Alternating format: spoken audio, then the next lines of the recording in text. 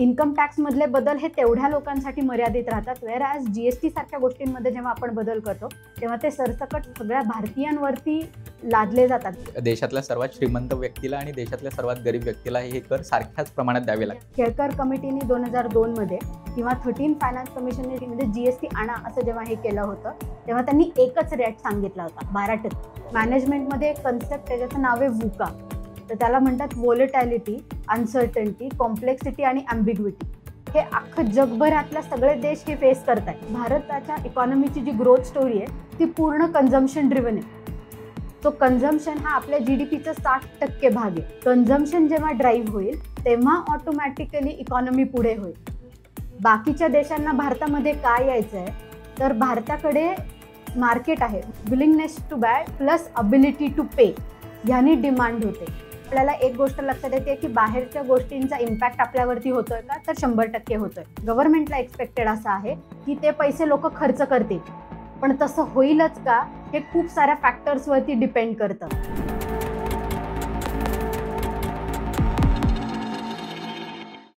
नमस्कार, द पॉलिटिक्समध्ये आपल्या सगळ्यांचं अगदी मनापासून स्वागत. मी Nikhil. One nation one tax अशी घोषणा करून 1 जुलै 2017 रोजी पंतप्रधान नरेंद्र मोदी आणि भाजप सरकारनं 2017 मध्ये या कर रचना लागू केल्या होत्या. स्वातंत्र्यानंतरच्या सर्वात मोठ्या कर सुधारणा म्हणून या रचनांकडे पाहिलं जायचं. आता 8 वर्षानंतर याच जीएसटी रचनेमध्ये बदल करण्यात आलेत आणि त्यामध्ये काही मोठे रिफॉर्म्स देखील करण्याच्या सूचना किंवा आदेश देण्यात आलेले आहेत. तर या सगळ्या कर रचनांबद्दल आपल्याला जाणून घ्यायचंय. पंतप्रधान नरेंद्र मोदी यांनी 15 ऑगस्टच्या त्यांच्या भाषणामध्ये सुद्धा या रिफॉर्म्सबद्दल बोलले होते, ज्याला जीएसटी नेक्स्ट जेन रिफॉर्म किंवा जीएसटी 2.0 असं देखील बोललं जात होतं. त्यानुसार 3 सप्टेंबर रोजी 56वी जी जीएसटी काउन्सिलची बैठक पार पडली. त्यामध्ये या सगळ्या कर सुधारणाबद्दल चर्चा करण्यात आली. त्या बैठकीमध्ये सर्वच राज्यांचे अर्थमंत्री किंवा मुख्यमंत्री प्रतिनिधी असतात ते सगळे होते. म्हणजे या सगळ्या ज्या कर सुधारणा करण्यात आलेल्या आहेत त्या सगळ्यांच्या परवानगीने आणि एकमताने झालेल्या आहेत असं आपण म्हणू शकतो. तर या सगळ्यांबद्दल आपल्याला आज चर्चा करायची आहे. त्या सगळ्या कर रचनांचा किंवा कर सुधारणांचा आपल्यावर काय परिणाम होणार आहे, आपल्या अर्थव्यवस्थेवर काय परिणाम होणार आहे, या सगळ्यांबद्दल सुद्धा आपल्याला बोलायचं आहे. त्यासाठी माझ्यासोबत आहेत अर्थशास्त्राच्या प्राध्यापक वैभवी पिंगळे. मॅम, स्वागत आहे तुमचं. धन्यवाद. पहिला प्रश्न हाच आहे की या कर सुधारणांच्या बद्दल तर चर्चा करूच या, पण जीएसटी जेव्हा लागू करण्यात आला होता 2017 मध्ये, तेव्हा त्यामध्ये नक्की कोणते बदल करण्यात आले होते? मला वाटतं सर्वच राज्यातील जे व्हॅट वगैरे सारखे टॅक्सेस आहेत ते काढून पूर्ण देशामध्ये एकच कर असावा अशी रचना त्याची करण्यात आली होती. पण तेव्हा देखील ती जेव्हा रचना करण्यात आली त्याच्यामध्ये अनेक प्रकारचे टॅक्स स्लॅब्स आले होते. त्यामुळे त्यावर बरीच टीका देखील झाली होती. तर त्यापासून सुरुवात करूया की ते टॅक्स स्लॅब काय होते आणि ती एकंदरीत रचना काय होती? तर सुरुवात आपण ह्याच्यापासून करूयात की जीएसटी हा इनडिरेक्ट टॅक्स आहे. ज्याचा अर्थ असा होतो की तिथे तुमच्या इन्कम प्रमाणे किंवा तुमची कपॅसिटी टू स्पेंड ह्याच्यावरती तो टॅक्स नाहीये, तो सरसकट सगळ्यांवरती लागतो. नाही. हा इनडिरेक्ट टॅक्स हा त्यातला एक टेक्निकल ऍस्पेक्ट आहे, पण तो समजून हो, घेणं म्हणजे गरजेचं टॅक्सचे आहे. 2 भाग, इनडायरेक्ट टॅक्स आणि डायरेक्ट आणि डायरेक्ट. इनडायरेक्ट. डायरेक्ट मध्ये इन्कम टॅक्स येतो हो. की तुमचं जसं इन्कम वाढत जातं त्याप्रमाणे तुमचं टॅक्स लेवल वाढत जाते. तसं जीएसटी मध्ये होत नाही, कारण जीएसटी हा इनडिरेक्ट टॅक्स आहे. गुड्स आणि सर्व्हिसेस, जो तुम्ही जी कुठली गोष्ट विकत घेताय किंवा विकताय त्याच्यावरती सरसकट त्या स्लॅब्स प्रमाणे लावला जातो. त्याच्यामुळे डायरेक्ट टॅक्सचा इम्पॅक्ट हा थोड्या लोकांवरती होतो जे तिथे त्या पर्टिक्युलर इन्कम कॅटेगरीमध्ये बसतात. जीएसटी हा सरसकट सगळ्यांना लागतो. हा त्यातला सगळ्यात मोठा फरक आहे. त्याच्यामुळे इन्कम टॅक्स मधले बदल हे तेवढ्या लोकांसाठी मर्यादित राहतात, वेअर ॲज जीएसटी सारख्या गोष्टींमध्ये जेव्हा आपण बदल करतो तेव्हा ते सरसकट सगळ्या भारतातल्या सगळ्या भारतीयांवरती लादले जातात. म्हणजे कर आपण लादले जातात ह्या टर्म्समध्ये म्हणतो, हो. म्हणून त्या प्रकारे राइट, म्हणतात. म्हणजे देशातल्या सर्वात श्रीमंत व्यक्तीला आणि देशातल्या सर्वात गरीब व्यक्तीला हे कर सारख्याच प्रमाणात द्यावे लागतात असं लागतात. म्हणायचं. एक्झॅक्टली. तर आता ह्याच्यात जीएसटीचं जे स्ट्रक्चर आहे हे इनडिरेक्ट टॅक्स हा त्यातला टेक्निकल ऍस्पेक्ट झाला. हो. त्यातले आपण पॉलिटिकल आणि इकॉनॉमिक ऍस्पेक्ट समजून घेऊयात आणि लीगल पण. हो. तर सगळ्यात पहिल्यांदा लीगल सांगते हं. की जे वाक्य तुम्ही म्हणालात की आधी वेगवेगळ्या राज्यांमध्ये वेगवेगळे टॅक्स होते ज्याला आपण वॅट म्हणायचो. त्याच्यामुळे आपल्याकडे मल्टिपल टॅक्सेस होते. मग प्रत्येक बिझनेसला ज्या कुठल्या स्टेट्समध्ये ते काम करतात, ज्या कुठल्या राज्यांमध्ये काम करतात तिथे वेगवेगळे टॅक्सेस भरायला लागत होते, रेग्युलेशन्स वाढत होती, कंप्लायन्सेस वाढत होते. त्यामुळे काय होत होतं, ईज ऑफ डुईंग बिझनेस आपण हे जरी आता टर्म वापरत असलो तरी कुठे ना कुठेतरी ती कॉस्ट अल्टिमेटली वाढत होती. मग ती जी कंप्लायन्स कॉस्ट किंवा रेग्युलेशन कॉस्ट आहे ती कमी करण्यासाठी सिंगापूरमध्ये, युरोपियन युनियनमध्ये हा 1 मार्केट 1 टॅक्स रेट हे Right. एक साधारण एक फिनॉमिना होती. तर 2002 मध्ये केळकर कमिटीने असा रिपोर्ट सबमिट केला होता, की आपण पण एक वन मार्केट वन टॅक्स या स्वरूपात जीएसटी सारखी गोष्ट भारतात आणूयात.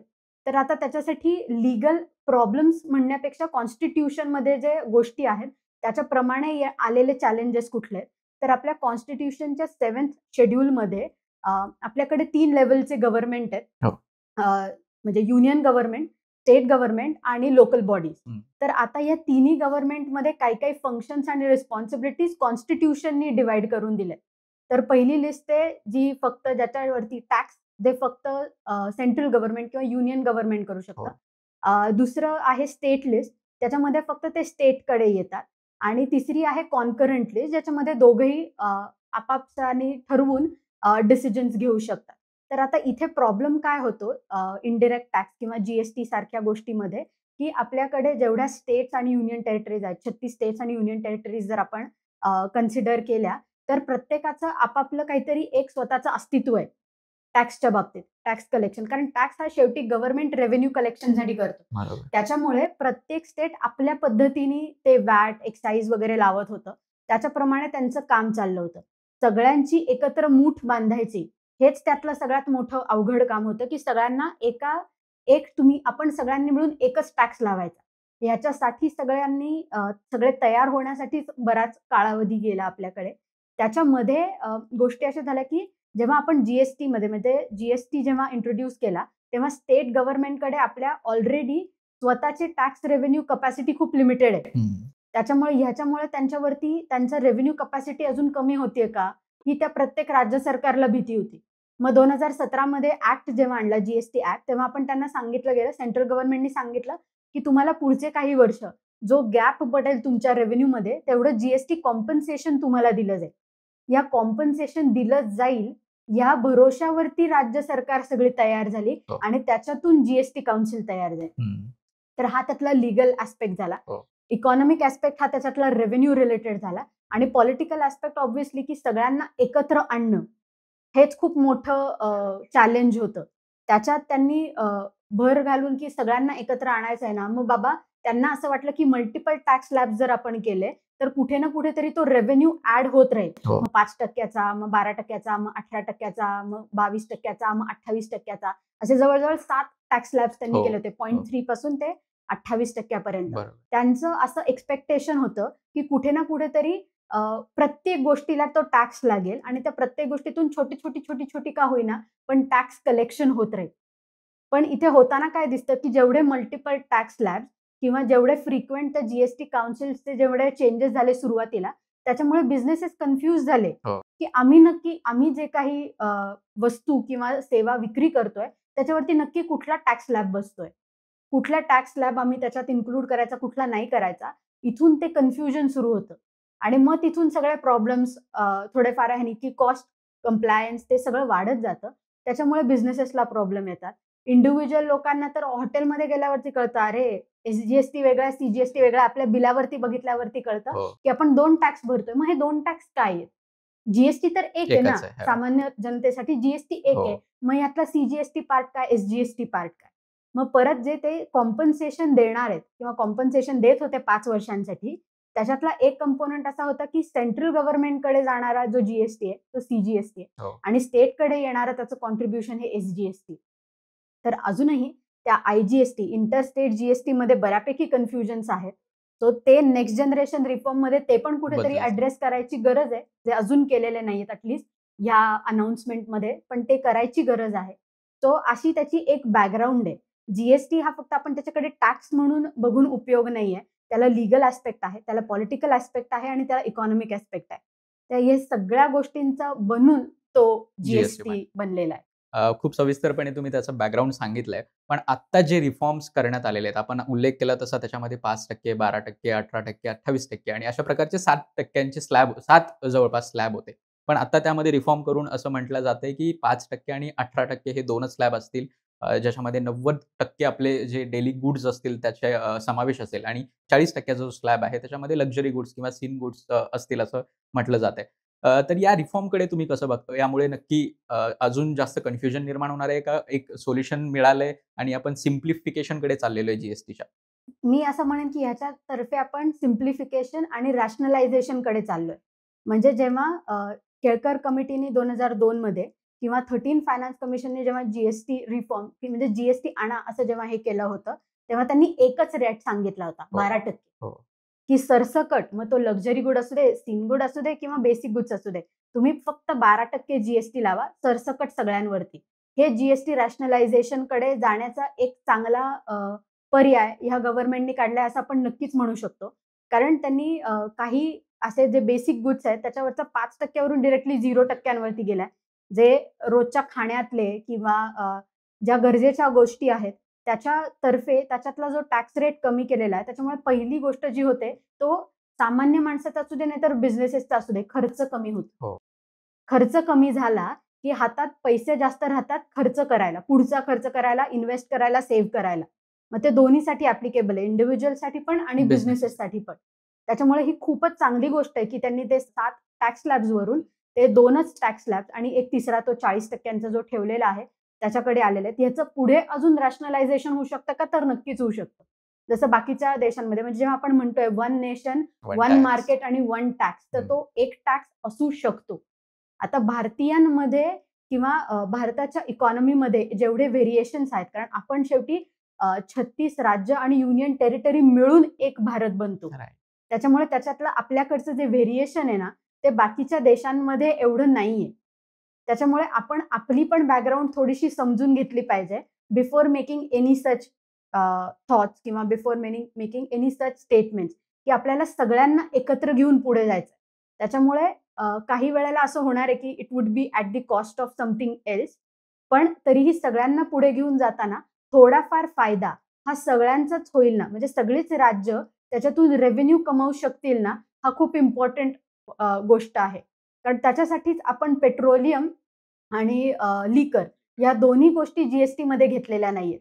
या दोन्ही गोष्टींवरती व्हॅट लावतात स्टेट गव्हर्नमेंट्स आणि Yes. तो व्हॅट हा स्टेट गव्हर्नमेंटचा almost 60% of the tax revenue आहे. Right. आता जर तुम्ही एखाद्या राज्याचा किंवा एवढ्या सगळ्या राज्यांचा 60% टॅक्स रेव्हेन्यूवरती याल, तर ते फंक्शनच कसे करणार? हो. आणि सगळंच युनियन गव्हर्नमेंटवरती डिपेंडंट ठेवायला आपण एक हाती हे नाही होत. आपण शेवटी म्हणजे केंद्र मजबूत जरी असलं तरी राज्यांना त्यांचे अधिकार आणि पॉवर्स आहेत. त्यामुळे त्याला त्यांना पण इतिहासाची हं. बॅकग्राऊंड आहे, हो, की हो. केंद्र मजबूत असायचं कारण काय आहे? आपल्याकडे वेगवेगळे ॲक्सेशन झाले, जे आपण इंडिपेंडन्स नंतर बघितले. हैदराबाद असू दे, अजून बाकीचे म्हणजे स्वातंत्र्याच्या काळी तशी परिस्थिती होती, की आपल्याला केंद्र मजबूत ठेवणं मजबूत गरजेचं ठेवायला होतं. हो. एक्झॅक्टली. त्याच्यामुळे कॉन्स्टिट्यूशन बनवणाऱ्यांनी तेव्हा तो फोकस ठेवून हे केला. पण over a period of time आपल्याला आता स्टेट गव्हर्नमेंट्सना पण स्ट्राँग करायची गरज आहे. म्हणजे कारण डिसेंट्रलायझेशनकडे जावं जावं लागणार लागणार आहे. हं. तर त्याची गरज आहे. त्याच्यामुळे त्यांचे टॅक्स रेव्हेन्यूवरती जर आपण कुठल्याही प्रकारे ते कमी करण्याचा प्रयत्न केला, तर त्यांना आपण एक प्रकारे डिसफंक्शनल करतोय. ते डिसफंक्शनल करून डेमोक्रेसी पुढे नाही जाणार आहे ना म्हणजे किंवा राज्यांना देशही आपण ग्रो नाही होणार केंद्रावर आहे. जास्तीत जास्त डिपेंडंट राहण्यासाठी आपण हे करतोय, मजबूर करतोय असं पण वाटू शकतं त्याच्यात. काही प्रमाणात ते तसं आहे ना. हो. कारण कॉन्स्टिट्यूशन तसंच राइट्स देत आहे ना. कॉन्स्टिट्यूशननी तसे राइट्स दिलेले आहेत सेंट्रल गव्हर्नमेंटला जे ते एक्सरसाइज करतायत. स्टेट गव्हर्नमेंट्सकडे लिमिटेड रेव्हेन्यू कॅपॅसिटी आहे. हे पण कुठे ना कुठेतरी त्याच्यासाठी रिस्पॉन्सिबल आहे. तर आपल्याला स्टेट गव्हर्नमेंट्सना त्यांचे रेव्हेन्यू रेज करण्याचे रिसोर्सेस देणं गरजेचं आहे आता. हं, हं. त्याच्यातूनच ते फंक्शनल होतील. त्याच्यातून ते स्ट्रेंथन होतील. ते जसे स्ट्रेंथन होतील तसं डेमोक्रेसी आणि इकॉनॉमी सगळ्यांची पुढे जाईल. बरोबर. आपण आता बऱ्याच वेळा रिफॉर्म्सबद्दल चर्चा केली आहे. तर आता जे बदल करण्यात आलेले आहेत, म्हणजे 5% आणि 18% हे 2 स्लॅब, त्यानंतर 40% हा लक्झरी गुड्ससाठीचा स्लॅब.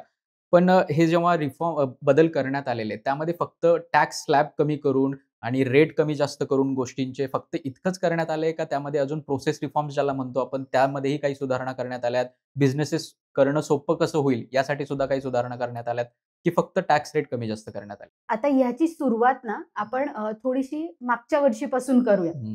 म्हणजे किंवा या वर्षीच्या बजेट आणि फॉलोड बाय हो. पर्टिक्युलर हे, की मागचे गेले 2 वर्ष जेव्हा आपण बघतोय, तेव्हा जग पूर्ण एका ट्रान्झिशनमधून जातंय. ज्याला मॅनेजमेंटमध्ये एक कन्सेप्ट आहे, ज्याचं नाव आहे व्हुका. तर त्याला म्हणतात व्होलॅटिलिटी, अनसर्टनिटी, कॉम्प्लेक्सिटी आणि अँबिग्विटी. हे अख्खं जगभरातल्या सगळे देश हे फेस करतायत हं. वेगवेगळ्या प्रकारे. त्याच्यातून स्टेबिलिटी कशी मेंटेन करायची याच्यासाठी जगातली प्रत्येक सेंट्रल बँक आणि प्रत्येक गव्हर्नमेंट मार्ग शोधण्याचा प्रयत्न करत आहे. आपल्या गव्हर्नमेंटनी पहिले याची सुरुवात बजेटपासून अशी झाली की जेव्हा त्यांनी तिथे टॅक्स रिबेट्स दिले 12 लाखाचं हे. त्याच्यानंतर आरबीआयचे तुम्ही जर मॉनिटरी पॉलिसी कमिटीचे जर रिपोर्ट्स आणि त्यांचे जे हे आहेत ते बघितले, तर सोप्या शब्दात सांगायचं झालं तर त्यांनी ईएमआय स्वस्त केला. तिथे टॅक्स कमी केला, इन्कम टॅक्स म्हणजे हो. डिरेक्ट टॅक्स कमी केला, जेणेकरून लोकांच्या हातात डिस्पोजेबल इन्कम राहील, जे ते खर्च करू शकतील.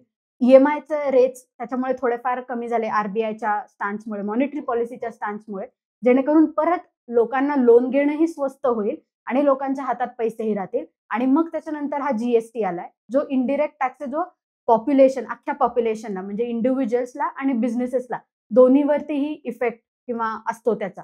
तर असे आपण बरेचशा गोष्टी करतोय. Reform, छोटे हे रिफॉर्म्स नाही म्हणता येणार, ह्या गव्हर्नमेंट स्टेप्स आहेत. तर त्या करतोय, ज्याच्यामुळे कुठे ना कुठेतरी अल्टिमेटली आपण दोन व्हेरिएबल्सवरती काम करण्याचा प्रयत्न करतोय. पहिला सगळ्यात मोठा आहे कन्झम्पशन. हो.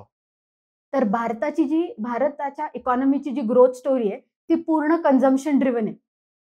सो कन्झम्पशन हा आपल्या जीडीपीचा 60% भाग आहे. कन्झम्पशन जेव्हा ड्राईव्ह होईल, तेव्हा ऑटोमॅटिकली इकॉनॉमी पुढे होईल. बाकीच्या देशांना भारतामध्ये काय यायचंय, तर भारताकडे मार्केट आहे. मार्केट आहे म्हणजे काय आहे, तर आपल्याकडे लोकांकडे इकॉनॉमिक्स मधलं थोडंसं सांगते मी इथे, की डिमांड इकॉनॉमिक्समध्ये जेव्हा आम्ही कॅल्क्युलेट करतो, तेव्हा त्याचा अर्थ असा असतो, की मला काहीतरी हवंय. एवढंच नाही, मला जे हवंय ते माझ्याकडे विकत घेण्याची कपॅसिटी पण आहे. Willingness to buy plus ability to pay Right. यानी डिमांड होते. हम्म. आता हेच आपण जर समजा अंडरवर्ल्ड कंट्रीज बद्दल बोललो, तर पॉप्युलेशन त्यांच्याकडे पण आहे, मार्केट त्यांच्याकडे पण आहे, पण पर्चेसिंग पॉवर नाहीये ना, जी आपल्याकडे आहे. त्याच्यासाठी बाकीच्या देशांना किंवा बाकीच्या देशातल्या कंपनीला आपल्याकडे यायचंय, जेणेकरून त्यांचे जे काही प्रॉडक्ट्स आहेत, जे काही सर्व्हिसेस आहेत, ते त्यांनी इथे विकल्यावरती विकत घेण्याची लोकांकडे कपॅसिटी आहे. त्याच्यामुळे म्हणून ती कन्झम्पशन ड्रिव्हन गोष्ट आहे. Right. तर ही कन्झम्पशन किंवा डोमेस्टिक डिमांड जी आहे ना, ती बाकीचे देश त्याच गोष्टीसाठी आपल्याकडे येत आहेत. मग आपण आपल्याच लोकांना, आपलेच जे बिझनेसेस आहेत आणि आपले जी इंडिव्हिज्युअल्स आहेत, त्यांना याचा फायदा का नाही करून द्यायचा? याच्यासाठी गव्हर्नमेंट वेगवेगळ्या स्टेप्स घेत आहे. का तर अख्खं जगच हे वुका वर्ल्ड या फेनॉमेना मधून जात आहे.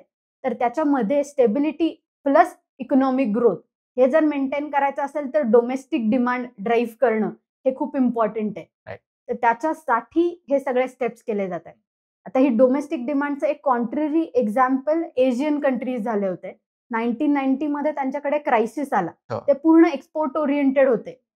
कॅपिटल आउटफ्लो झाला, त्यांच्याकडचे पैसेच गेले बाहेर देशांमध्ये, जिथून आले होते तिथे परत गेले. त्याच्यामुळे त्यांच्याकडे पैसेच उरले नाही. त्यांची इकॉनॉमी काइंड ऑफ काय म्हणूयात, Recession किंवा on- slowdown कडे. स्लो डाऊन आणि पूर्ण तुटायच्याच मार्गावरती आली होती. IMF कडून त्यांनी पण लोन घेतलं. IMFनी त्यांना कंडिशन्स घातले. तर त्यातलं पहिलं कंडिशन होतं स्ट्रक्चरल रिफॉर्म्स, मॅक्रो इकॉनॉमिक्स मधलं. आणि त्यातली एक अंडरलाइनिंग फॅक्ट ही पण होती, की तुम्ही तुमच्या डोमेस्टिक इकॉनॉमीकडे थोडंसं लक्ष द्या ना. हम्म.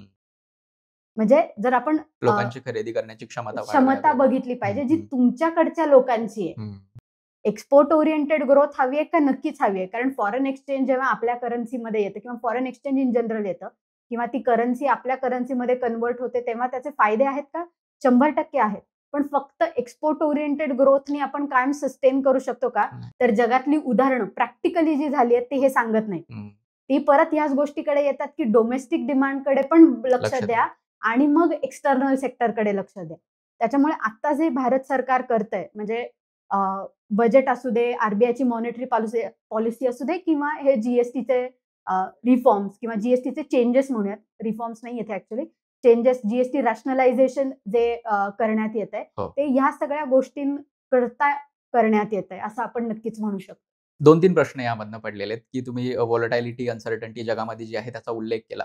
मला असा प्रश्न पडलाय, की हे जे बदल करण्यात आलेले, बदलच म्हणू आपण, रिफॉर्म्स म्हणू नये याला. जीएसटीमध्ये जे बदल करण्यात आले, त्यासोबतच ह्याला आपण बजेटमध्ये जे टॅक्स रिबेट किंवा 12 लाखापर्यंत कर सवलत देण्यात आलेली आहे, त्यासोबत सुद्धा जोडून बघतोय. हे दोन्ही करण्याचं मुख्य कारण हे ट्रम्प यांनी जे आपल्यावर टॅरिफ लादलेले आहेत, हे एक्सटर्नल प्रेशर आहे का आपल्याला खरंच आपली इकॉनॉमी ऑलमोस्ट एका रिसेशनकडे किंवा स्लोडाऊनकडे चालली होती म्हणून हे बदल करणं गरजेचं होतं? काय वाटतं दोन्हीपैकी कुठलं कारण महत्त्वाचं ठरलंय? दोन्हीही म्हणेन मी. ओके. कारण की मागच्या वर्षीचे जर आपण जी-डी-पी आणि अशा सगळ्या ह्याचे आपले रेकॉर्ड्स बघितले, तर आपल्याला एक गोष्ट लक्षात येते की बाहेरच्या गोष्टींचा इम्पॅक्ट आपल्यावरती होतोय का? तर 100% होतोय. पण त्याच्यातून गोष्ट अशी पण आहे की ट्रम्पने टॅरिफ हे मे ऑनवर्ड्स सुरू झाले. पण आरबीआयची म्हणजे मॉनिटरी पॉलिसीचे स्टेप्स किंवा गव्हर्नमेंट ऑफ इंडियाचे बजेट थ्रू स्टेप्स हे जानेवारी-फेब्रुवारी पासून सुरू झालेले. हो. सो हे मागच्या वर्षीचे जे पडसाद होते त्याचे कुठे ना कुठेतरी आपण रिपरकेशन्स बघून आपण त्याच्यात चेंजेस करायला सुरुवात झाली आणि आता जे टॅरिफ वॉर किंवा टॅरिफ जे लावायला त्यांनी सुरुवात केलेली आहे, त्याच्यासाठी काय करू शकतो ह्याच्यासाठी पण बदल करतोय का? तर हो, नक्कीच. कारण आता त्यांनी फक्त 50% टॅरिफ हे गुड्सवरती आहे. सर्व्हिसेसवरती आल्यावरती मग काय करायचं? हा खूप मोठा प्रश्न आहे. राइट. तर त्याच्यासाठी काय करता येईल? तर त्याच्यासाठी पहिल्यांदा डोमेस्टिक डिमांड जसं आधी आपण बोललो, हो. तर डोमेस्टिक डिमांड आणि दुसरं बाकीच्या देशांमध्ये अजून नवीन कुठले पोटेन्शियल पार्टनर्स आपल्याला शोधता येतात. ही गोष्ट आत्ताच करायची गरज आहे का? तर असं नाहीये. ही आधीपासूनच करायची गरज आहे. हो. जसं आपण पर्सनल फायनान्समध्ये शिकतो की रिस्क डायव्हर्सिफिकेशन. तुम्ही सगळ्या गोष्टी, सगळे तुमचे पैसे एकाच गोष्टीमध्ये गुंतवून ठेवू नका. वेगवेगळ्या ठिकाणी गुंतवून ठेवा, जेणेकरून तुम्ही रिस्क कमी करू शकता. हो. तीच गोष्ट इथे एक्सपोर्ट बास्केट रिलेटेड आहे, की तुमची एक्सपोर्ट बास्केट ही लिमिटेड कमॉडिटीज आणि लिमिटेड कंट्रीज वरतीच जर डिपेंडंट ठेवली, तर कुठे ना कुठेतरी त्याचे रिपरकेशन्स हे असे होणारच आहेत. बरोबर. कारण की प्रत्येक वेळेला कॉर्डियल रिलेशन राहीलच असं जरुरीचं नाहीये. हो. मग जेव्हा बदल होतील, जे चांगलेही असू शकतात, वाईटही असू शकतात, म्हणजे परिणामांच्या दृष्टीने, तर मग अशा वेळेला तुमच्याकडे प्लॅन बी किंवा सेकंड अल्टरनेटिव्ह काहीतरी पाहिजे ना, तर मग तो असणं आणि त्याच्यासाठी ह्या गोष्टी करणं हे पण गरजेचं आहे. बरोबर. आपण जेव्हा रिफॉर्म्सबद्दल बोलतो, मला असं वाटतं, की जेव्हा हे रिफॉर्म्स करण्याची गरज येते, म्हणजे पाणी नाकापर्यंत येत नाही, हातपाय हलवायची गरज पडत नाही, तोपर्यंत आपण रिफॉर्म्सकडे जातच नाही.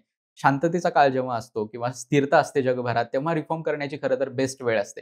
त्या काळात आपण रिफॉर्म न करता जेव्हा जगभरात अस्थिरता आहे, व्हॉलॅटिलिटी आहे, अनसर्टनिटी आहे, अशा काळामध्ये रिफॉर्म्स करण्याची गरज का जाणवते? किंवा आपण शांततेच्या काळामध्ये असे रिफॉर्म्स का करत नाही? तर मी याला 2 म्हणींमध्ये उत्तर देईन. हं, हं. सगळ्यात पहिलं तर हिंदी म्हण आहे, चलती का नाम जिंदगी. हं, हं. जगातली सगळी गव्हर्नमेंट, इव्हन आपण ॲज अन इंडिव्हिज्युअल, आपण जोपर्यंत सगळं स्मूथली चालू आहे, तोपर्यंत आपण गोष्टींबद्दल बॉदर करत नाही. राइट. सगळ्यात सोपं एक्झाम्पल आता ह्या जीएसटीच्या ह्याच्यात मेडिकल इन्शुरन्स, हेल्थ इन्शुरन्स त्यांनी हो. स्वस्त केलेले आहेत. पण जोपर्यंत आपल्या घरात एखादी मेडिकल इमर्जन्सी येत नाही, तोपर्यंत तो इन्शुरन्स आपल्याकडे असावा, अशी आपल्याला गरज जाणवते का? नाही. नाही जाणवत. याचं दुसरी म्हण अशी आहे, की गरज ही शोधाची जननी आहे. हं, हं. बरोबर. त्याच्यामुळे गरज भासल्यावरतीच माणूस इन जनरल जेव्हा स्टेप्स घेतो, मग सरकार किंवा अजून कोणीही हे ते माणसांनीच बनलेलं आहे ना. जर माणसाची टेंडन्सी चलती का नाम जिंदगी आणि गरज ही शोधाची जननी आहे, तर तिथे पण तेच कुठे ना कुठेतरी रिफ्लेक्ट होतं. बरोबर. तुम्ही कन्झम्पशन लेड ग्रोथचा उल्लेख केला. त्याच्यामध्ये डोमेस्टिक जी ग्रोथ आहे ती वाढल्याशिवाय एकतर अर्थव्यवस्थाही वाढणार नाही, त्यामुळे बिझनेसेसही वाढणार नाहीत.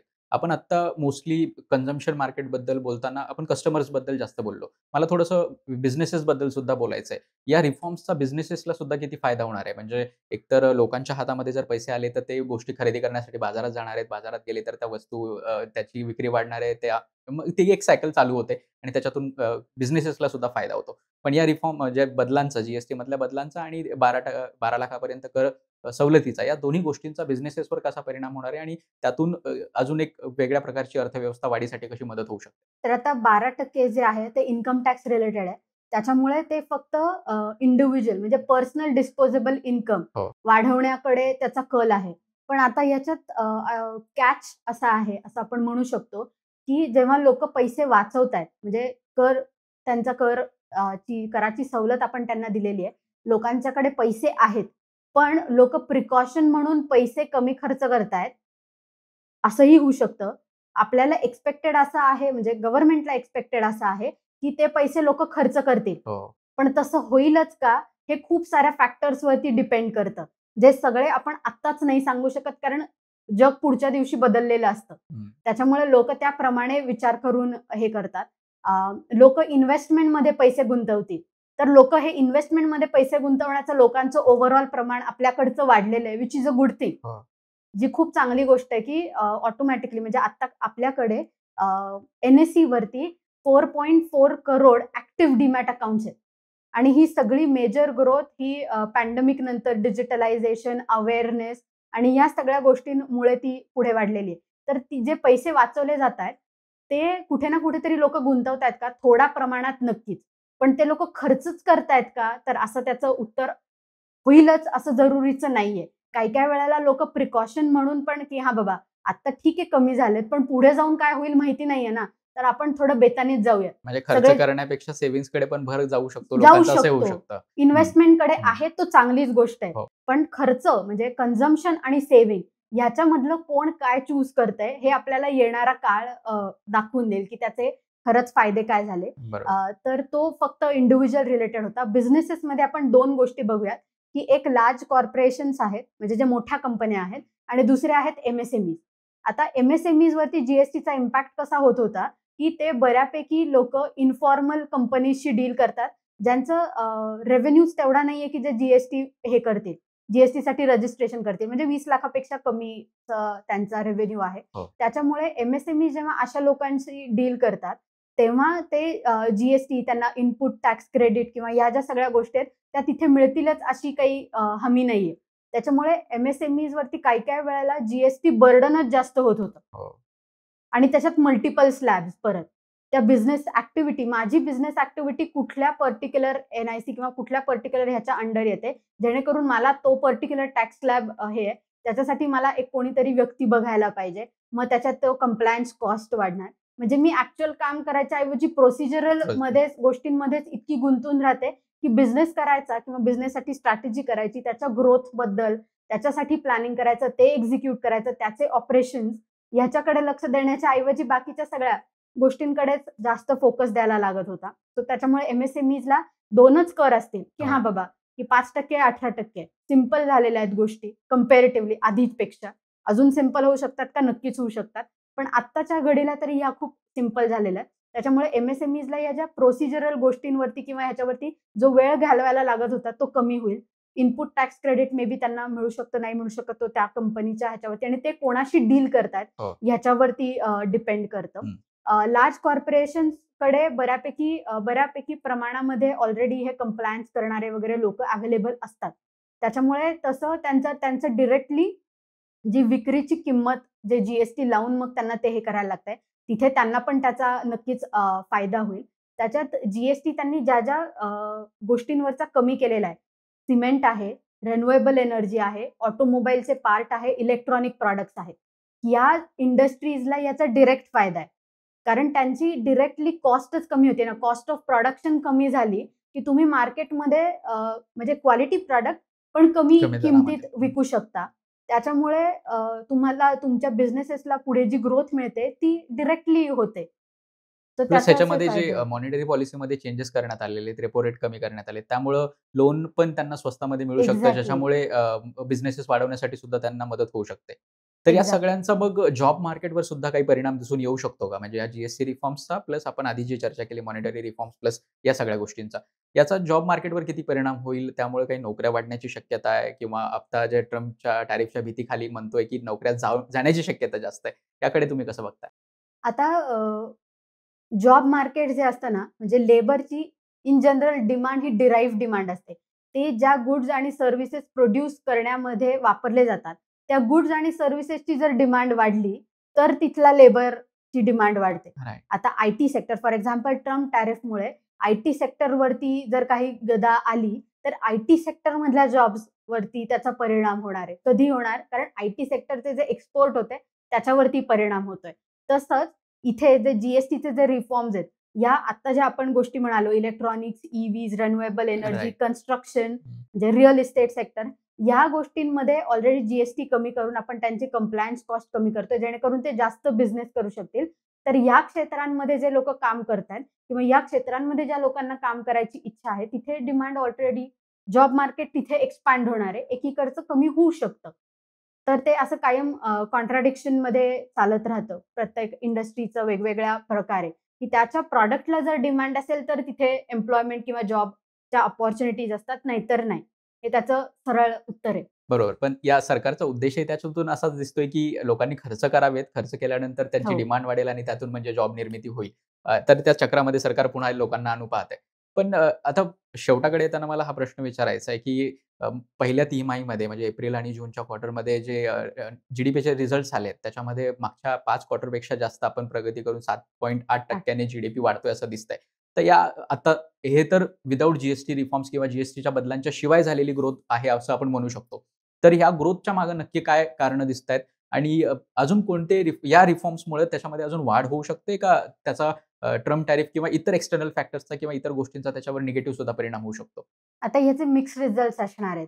7.8 ग्रोथ रेट ती पण रिअल जी-डी-पीची असणं चांगली गोष्ट आहे का? तर 100% चांगली गोष्ट आहे. ती आपल्यासाठी एक प्रकारे पॉझिटिव्ह पिक्चर तयार करतंय. आता त्याच्यामध्ये सगळ्यात जास्त कॉन्ट्रिब्यूट केलेला परत सेक्टर हा सर्व्हिसेस आहे. राइट.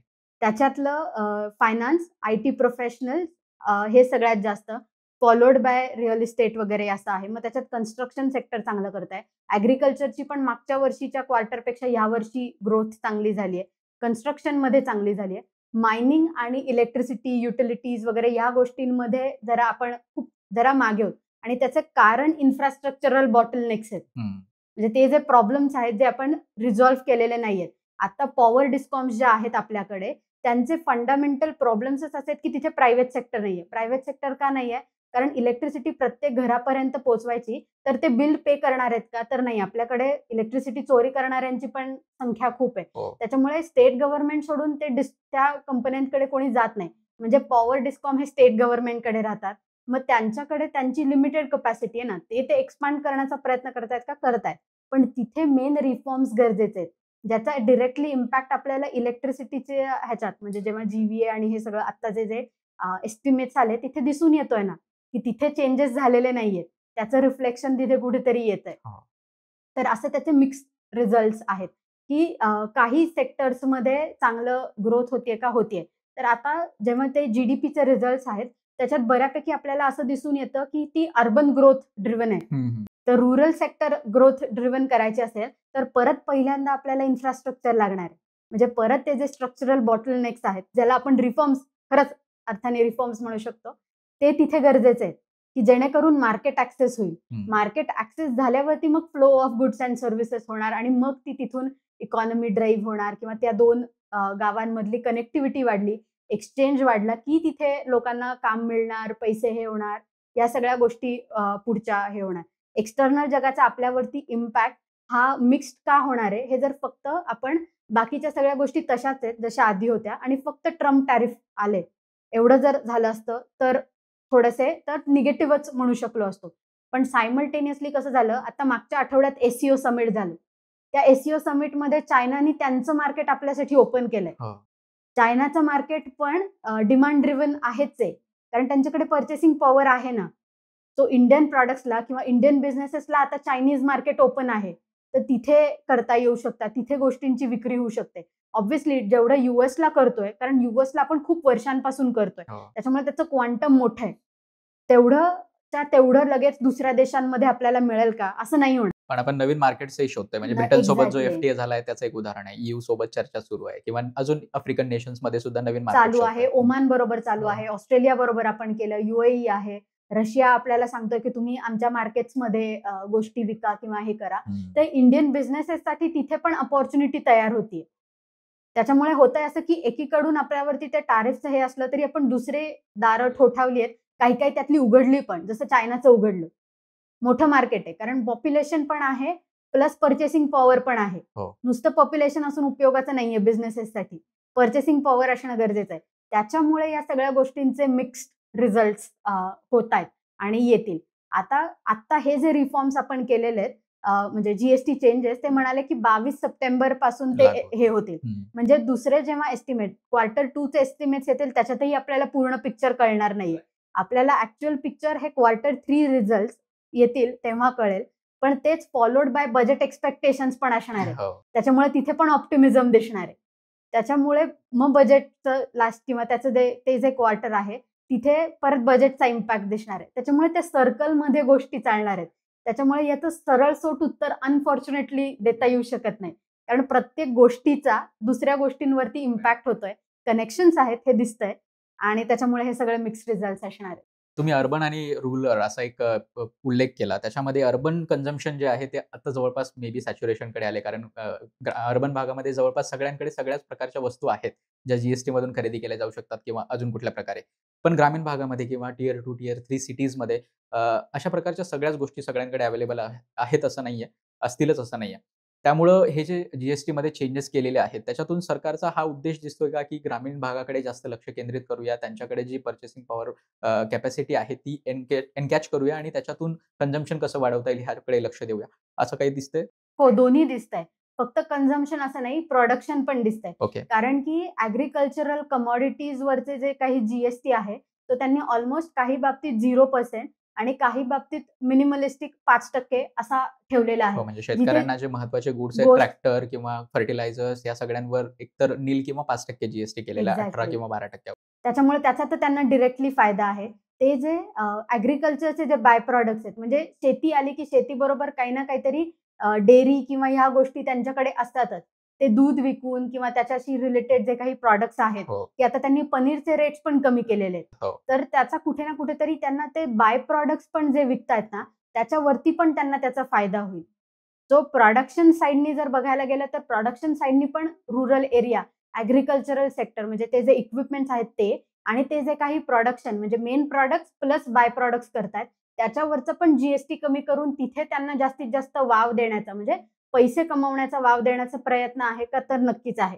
पण तिथे परत स्ट्रक्चरल गोष्टी ज्या आहेत, की रस्ते लागणं, कोल्ड स्टोरेज फॅसिलिटीज असणं, या ज्या इन्फ्रास्ट्रक्चरच्या गरजा आहेत ना, त्या कायम राहणार आहेत. हो.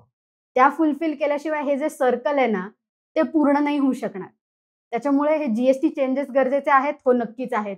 ती आर-बी-आयचे रेपो रेट कमी करणं, ई-एम-आय स्वस्त करणं, लोन स्वस्त करणं गरजेचं आहे का? हो आहे. इम्पॅक्ट आहे, असणार आहे. 12 लाखापर्यंत कर सवलत देणं इम्पॅक्ट आहे का? हो आहे. पण ज्या मूळ गोष्टी आहेत, ज्या स्ट्रक्चरल आहेत, इन्फ्रास्ट्रक्चर सारख्या, त्या गरजेच्या आहेत. स्किल्ड लेबर फोर्स गरजेची आहे. डिजिटल एरा आहे, तर डिजिटलायझेशन सगळ्यांपर्यंत पोहोचणं गरजेचं आहे का? त्याच्यासाठी इंटरनेट सारखी फॅसिलिटी प्रत्येक ग्रामपंचायतीत असणं, जेणेकरून ते तिथून जे काही गोष्टी हे करू शकतात, त्याचा एक कलेक्टिव्ह डेटाबेस तयार होईल आणि त्याच्यावरून पॉलिसीज बनवल्या जाऊ शकतात. ह्या सगळ्या गोष्टी ज्या आहेत, त्याही करणं तेवढंच गरजेचं आहे. आता शेवटचा प्रश्न, की प्रत्येक चर्चेअंती एक वे फॉरवर्ड काय असू शकतो याबद्दल चर्चा केली जाते. तर या जी-एस-टीच्या बदलांमधून आपल्याला काय वे फॉरवर्ड दिसतो आणि अजून कोणत्या तुम्हाला असे रिफॉर्म्स किंवा बदल अपेक्षित आहेत, ज्यामुळे अजून जास्त चांगल्या प्रकारे आपलं मार्केट इंटिग्रेट होऊ शकतं किंवा या सगळ्यांचा अर्थव्यवस्थेवर आणि आपल्या सगळ्यांच्या आयुष्यावर सुद्धा पॉझिटिव्ह इम्पॅक्ट दिसू शकतो? फक्त जी रिलेटेड का बाकीचं पण? इन जनरल दोन्ही तिन्ही गोष्टींचा मिळून आपण जी चर्चा केली मॉनिटरी पॉलिसी प्लस जी प्लस 12 लाखापर्यंत कर सवलत. सो आता ह्या सगळ्या गोष्टींबद्दल तर आपण ऑलरेडी बोललो. जी-एस-टी म्हणजे टॅक्स रिफॉर्म्स बरोबर इन्फ्रास्ट्रक्चरबद्दल पण आपण ऑलरेडी बोललो, हो. की ते स्ट्रक्चरल गोष्टी त्या गरजेच्या आहेत. जी गोष्ट ज्याच्याबद्दल आपण बोललो नाहीये ते आहेत लेबर कोड्स. 4 लेबर कोड्स आपण 2020 मध्ये आणले. ते अजूनही कोड्स आहेत.